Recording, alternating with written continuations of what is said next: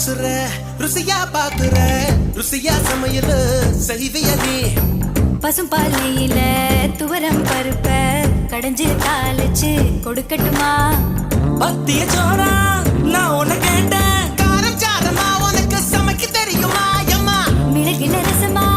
மிளகா தொக்கா நல்லா செய்வ நீ சாப்பிட்டு பாரு